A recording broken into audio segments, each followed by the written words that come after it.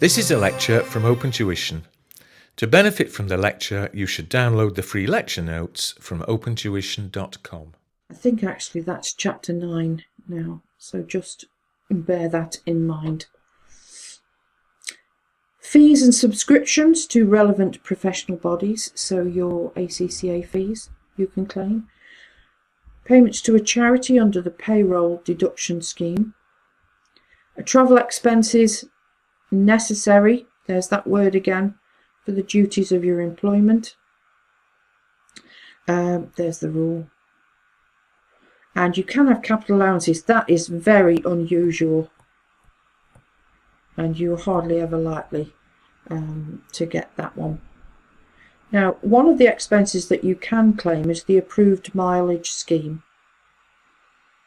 So obviously you will perhaps in the course of your work need to travel for work. Necessary, again that word, incurred in the performance of your duty. Now you cannot have home to the work, that's private, but if you go out on audit then you would be able to claim that, and it is 45 pence a mile for the first 10,000 business miles and 25 pence thereafter. If your employer pays you more than that, then you have to pay tax on it. If he pays you less than that, then you can claim that back and get a refund of your tax. Okay, so let's have a look at example number 1. So Kerry uses her own car for business travel. She drove 12,000 miles in performance of her duties. Her employer paid her 30 pence per mile. Okay, so if they paid her 30 pence a mile times 30p, how much did they actually pay her? They actually paid her £3,600 in that year. Okay, but how much is she entitled to? So the first 10,000 is at 45p, which is 4,500. And the balancing 2,000 is at 25p. Oh, that's a 5, not a 6. So that's what she was entitled to. But she had that, which means she's got a balance of £1,400, which she can claim. And that'll go in her tax code, or she'll get tax relief, or she can claim that back on her tax return. Now, you're getting used to these now. There is a pro forma that is used with regard to this situation where we are employed. So you will see all the income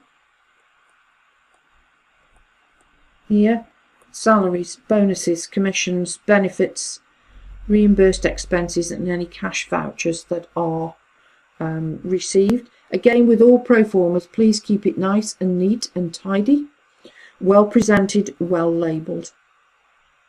Now we're going to do those later in this chapter. Okay. Now expenses: wholly, exclusively and necessarily expenses that are incurred. Again, you'll see the lists from above: pension schemes, your subscriptions, your charitable donations, travel and subsistence, and the mileage, 45p on the first 10,000, 25p thereafter.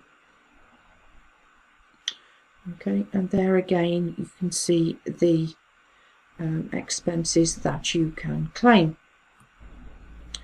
So normally with salaries and bonuses, that will be given you in the exam question.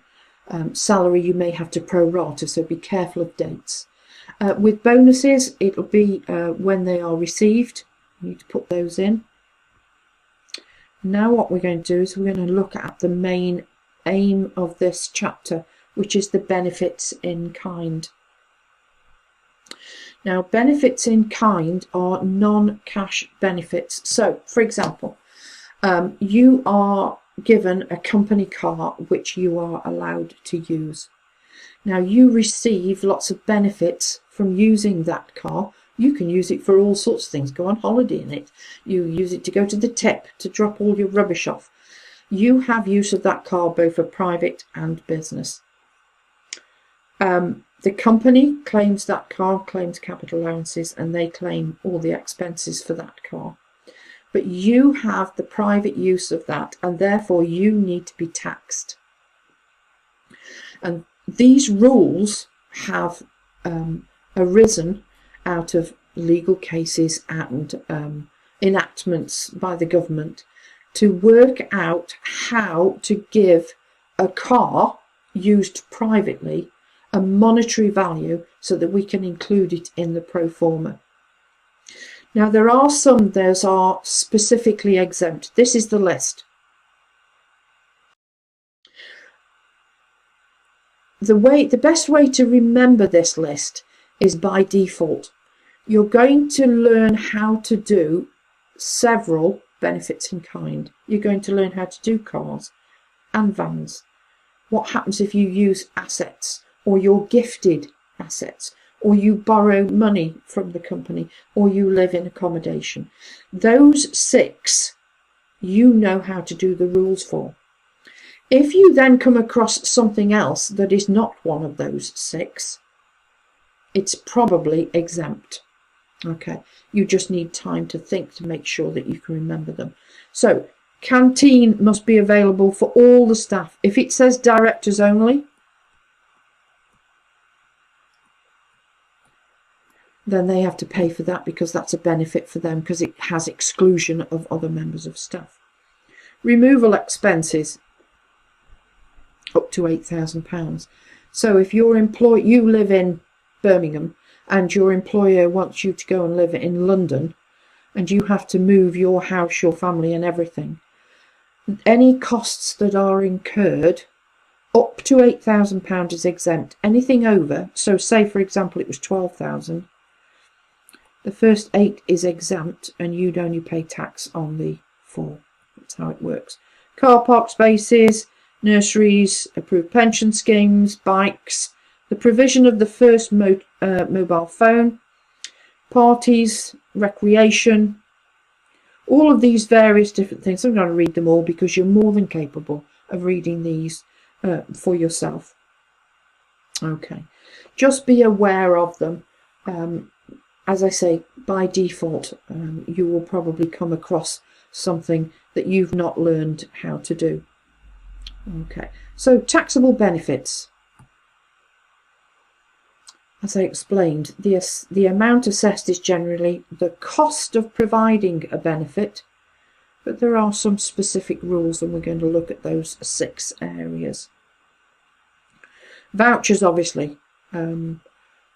Basically, you're giving somebody something that could be changed straight into cash, and therefore that's an earnings, and that needs to go into the computation accordingly. The first one that we're going to look at now is living accommodation. Job-related accommodation. There is no taxable benefit if the accommodation is job-related. Okay, now there are 3 main areas.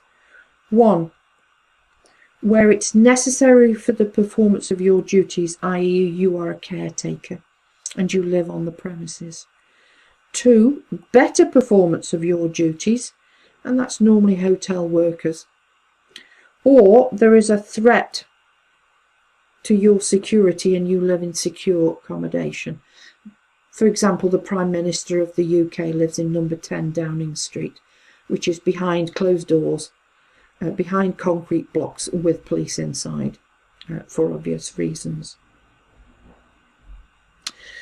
If it is not related to the job, then it's the hire of the annual value or the rent paid. Okay, less any contributions that you make. So that's the basic benefit in kind. Now there is then an additional benefit in kind where the cost of providing the accommodation is greater than £75,000. £75,000. And you need to remember this rule. The cost of providing the accommodation less £75,000 times the official rate of interest. That's in the tax tables. Please make sure that you check that every single time. Now, the cost of providing accommodation is the purchase price of the property plus expenditure on improvements before the start of the tax year. Basically, they're trying to get as much in to that figure there as possible. Now, another way that they get as much into that figure as possible is if the employer bought the accommodation more than 6 years before first providing it, then you have to use market value and not the cost. Because over time, over that 6 years, that cost's risen to market value. If they put market value in, there is bigger benefit. If there's a bigger benefit, you pay higher amount of tax. So let's look at an example of how that would work, just so you're aware of it. So Jones is a sale manager. He occupies the flat owned by his employer. It is an annual value of £4,000 and he paid £500 a year for the use of the flat. So this is the basic benefit, but he pays a contribution towards it. So accommodation benefit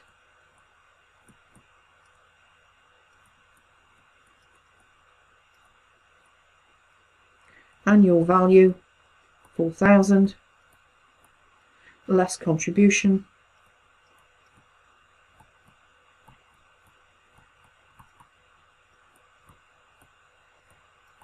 gives us 3.5. So you'll always be given that figure, and don't forget it's the lower of the annual value or the figure that they pay in rent if they don't own the property. And it will look like that and it will say that, so you can see that quite clearly. So that's the basic benefit. However, the flat was originally bought in 2010, so that's the cost. And he moved in 2022. Okay, he moved in 2022 when it was worth 120. Is that more than 6 years? I think it probably is. So then we have the additional benefit.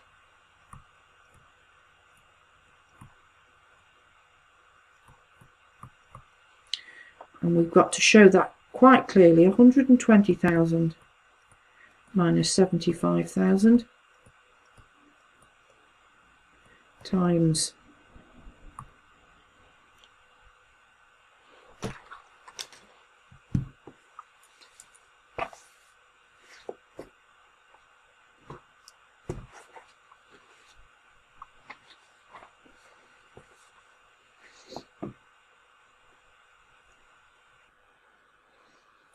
2.25%. So 120,000 less 75,000 is 45,000 times 2.25% is 1,012, giving us 4,512 as our benefit.